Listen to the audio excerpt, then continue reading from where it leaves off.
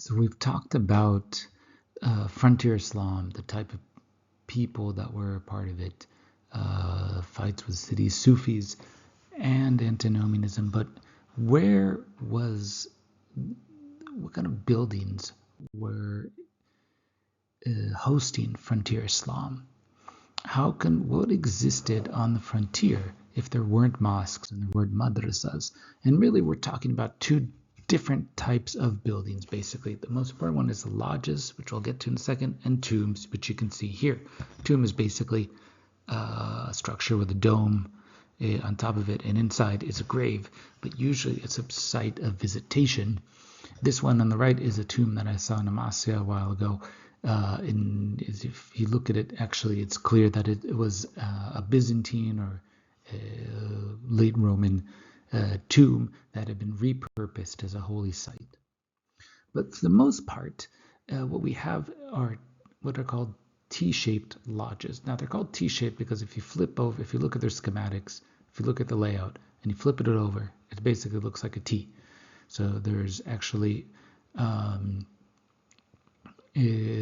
two central domes, and then around it a variety of other smaller rooms. And specifically, as we'll see in the next slide, these places functioned as sort of multi-purpose sites in which a soup kitchen gave travelers food, and an area called the Tabkhana, or the fire room, allowed travelers to sleep. And every traveler was given at least 3 days of hospitality. And in fact, if you look at the travelogue of Ibn Battuta, the Arab traveler from Morocco who comes through Anatolia in the 1330s, he says himself, this is a place where people got mad if you did not stay for at least 3 days. And it's often in these places that we find the religious rituals and life of the frontier in Anatolia. So we're not talking about places that are often found in cities, even though Ibn Battuta, for example, did go to many cities. These are places found in the countryside. Today, they don't quite exist in the same way because they're actually been converted to mosques, as we'll see. Let's look at them a bit closer. So here's the schematic T-shape, the upside down T-shape. You have a central space, a sort of inner courtyard where all sorts of things happen.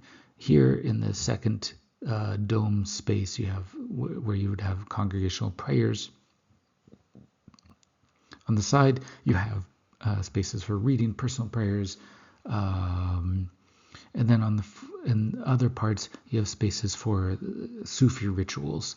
Also, spaces to host and give accommodation to travelers. Right? You can find a number of these places, these T-shaped lodges, throughout Anatolia, throughout the Balkans. And one of the most beautiful ones is in Bursa, what's called today the Yeşil Cami, the Green Mosque. So today, almost all of these places have been turned into mosques, but before they would have functioned as multifunctional spaces, essentially, that give food to travelers and did a variety of other functions. So here's now what's today the kind of the central space, which is also the prayer space. It has that heightened area. And here's what would be a very nice version of a tabkhane, or fire room, a large fireplace where the travelers could sleep in front of and stay warm. This one also has a variety of kind of bookshelves and niches to place various